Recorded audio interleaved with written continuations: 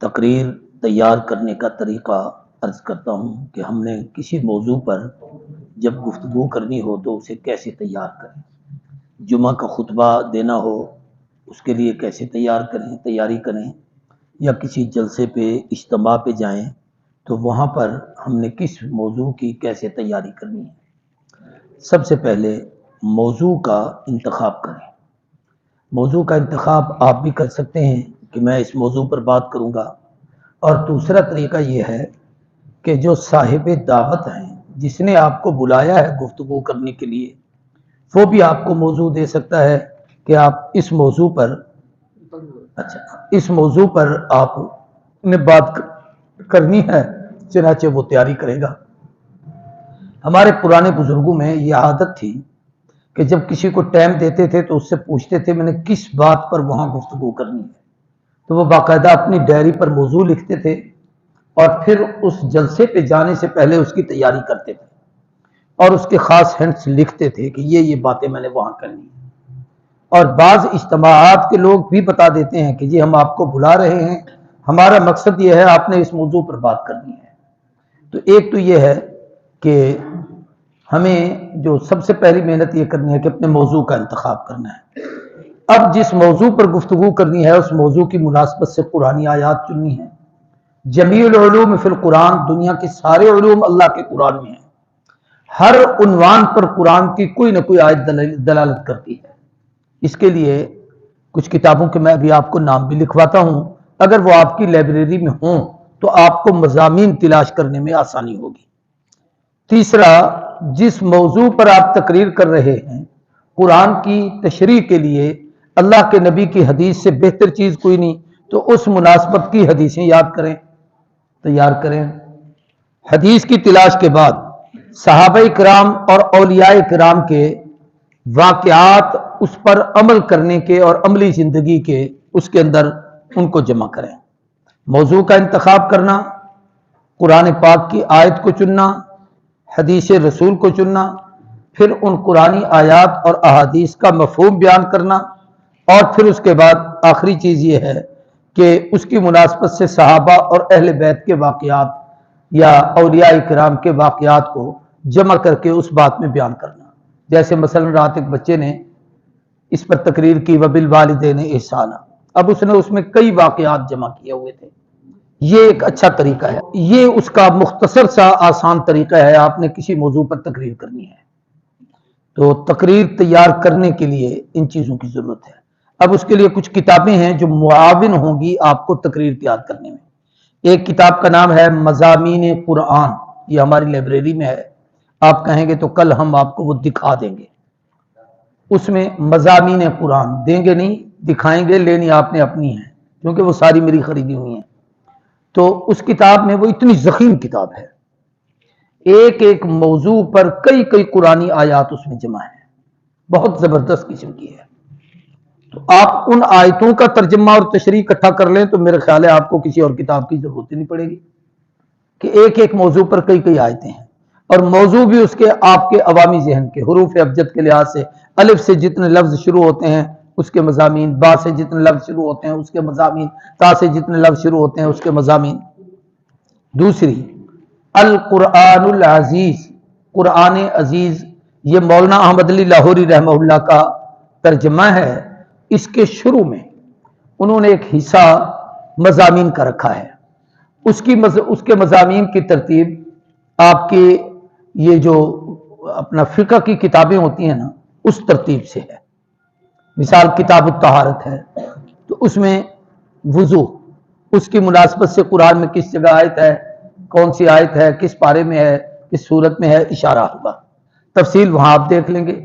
غسل، وہ ساری تفصیل آ جائے گی۔ تیمم، ساری تفصیل آ جائے گی۔ نماز، ساری تفصیل آ جائے گی۔ اوقات نماز، ساری تفصیل اس کے اندر آ جائے گی۔ یعنی وہ آپ کو عنوانات دیے جاتے ہیں، اس میں توحید ہے، رسالت ہے، پھر توحید کی خصوصیات ہیں، ربوبیت باری تعالیٰ، مالکیت باری تعالیٰ، خالقیت باری تعالیٰ، قدرت باری تعالیٰ، علم باری تعالیٰ۔ اس طریقے سے رسالت کے مسائل میں رسالت، انبیاء علیہ السلام کے تذکرے، انبیاء علیہ السلام کی رسالتیں، حضور کی ختم نبوت، حضور کی خصوصیات نبوت، حضور صلی اللہ علیہ وسلم کا عالمی نبی ہونا، آفاقی نبی ہونا، پھر حضور کی دعوت و تبلیغ، حضور کا جہاد، حضور کی تعلیم، یہ سارے مضامین ہوں گے۔ وہ اس طریقے سے تقریباً 200 مضمون حضرت لاہوری نے اس میں جمع کیے ہیں۔ پھر حضرت لاہوری کے ہاں ایک عالم تھے مولانا عبید اللہ انور کے پاس انہوں نے تفسیر پڑھی تھی، وہ اس وقت شور کوٹ جامعہ عثمانیہ کے محتمم ہیں، ان کا نام مولانا زاہد ہے، ان کا نام بھی، انہوں نے اس میں سے پھر مزید مضامین چنے ہیں۔ تو اس وقت ان کی وہ کتاب ہے، اسی حضرت لاہوری کے ترجمے پر تھوڑا سا انہوں نے اور محنت کی ہے۔ 450 مضامین منتخب کیے ہیں، وہ 450 مضامین کا خلاصہ آپ کے پاس ہے، تو گویا 450 تقریریں آپ کر سکتے ہیں اللہ کے قرآن سے۔ تیسری کتاب ریاض الصالحین، یہ حدیث کی کتاب ہے، اس میں کتنے مضامین ہیں یہ آپ کو آسانی سے مل جائیں گے۔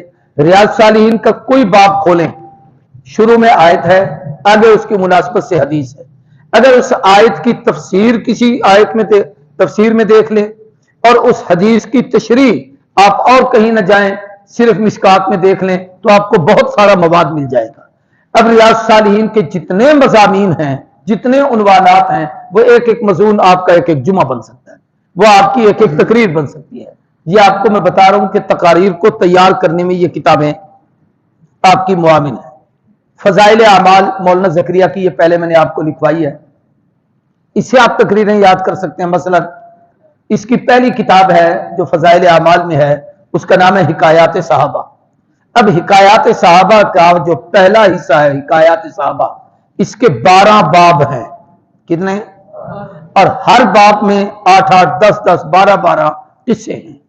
اب ایک باب کو آپ ایک عنوان بنا لیں، مثلا دین بڑی مشقت سے آیا، پہلا باب ہے کہ اللہ کے نبی نے دین کی خاطر کتنی تکلیفیں اٹھائیں۔ اب آپ اس پر گفتگو کریں کہ یہ دین ہمیں آسانی سے نہیں ملا، اس کے لیے ہمارے بزرگوں نے، انبیاء نے، اولیاء نے، سب نے محنتیں کی ہیں۔ اس محنت پر آپ سیرت کے واقعات شروع کرتے ہیں، صحابہ کے واقعات شروع کرتے ہیں، ایک واقعے سے دوسرا واقعہ ملاتے ہیں، تیسرا ملاتے ہیں، چوتھا ملاتے ہیں۔ تو جس ایک باب کے اندر اگر 10 واقعے ہیں، ان کو بیان کرتے کرتے آپ 2.5 گھنٹے تقریر کر سکتے ہیں، اس کی قسطیں بھی بنا سکتے ہیں، کچھ باتیں اس جمعے بیان کی، کچھ اگلے جمعے کر لیں۔ اس طریقے سے آپ دوسرا باب شروع کریں، پھر تیسرا، تو 12 جمعے تو آپ کے نکل جائیں گے۔ پھر آگے آتی ہے فضائل نماز، اس کے اندر انہوں نے 3 باب باندھے ہیں، ہر باب کے اندر 2 فصلیں ہیں، ہر ایک فصل کی حدیثوں کو ایک ایک جمعہ پر بھی بیان کریں، تو 6 جمعے آپ کے یہ نکل جائیں گے۔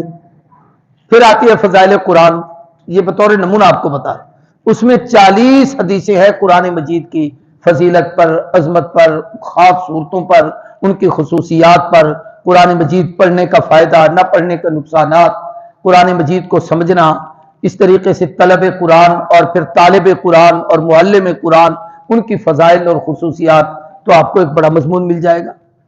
فضائل تبلیغ، اس کے اندر ایک چھوٹا سا رسالہ ہے، آپ اس کو پڑھیں، اس میں 5-6 فصلیں ہیں، اکرام مسلم کی فصل ہے، دعوت و تبلیغ کی اہمیت کی فصل ہے، اس طریقے سے دعوت دینے کے اسلوب اور اصول کیا ہیں، یہ مختلف عنوانات ہیں، ہر عنوان پر قرآنی آیات بھی ہیں، احادیث بھی ہیں۔ تو اب یہ ایک ہی کتاب آپ کو پورا سال کافی ہو جائے گی مولانا زکریا کی، جس کو ہم مولوی نہیں پڑھتے، تبلیغ والے بیچارے پڑھتے ہیں، اور ہم اس کو اہمیت ہی نہیں دیتے۔ اور میں آپ کو بتاؤں، میں نے طالب علمی کے زمانے میں حکایت صحابہ کو، فضائل قرآن کو، فضائل نماز کو اور فضائل ذکر کو سبقاً ایک استاد سے پڑھی تھی، اور اس کی برکت ہے کہ میں آج تک ان مقدس عنوانات پر تقریریں کرتا ہوں، اور وہ مواد اور وہ باتیں ابھی تک ذہن میں ہیں۔ آپ کو یہ تیاری کرائی جاتی ہے اس سے ذات طالبین سے۔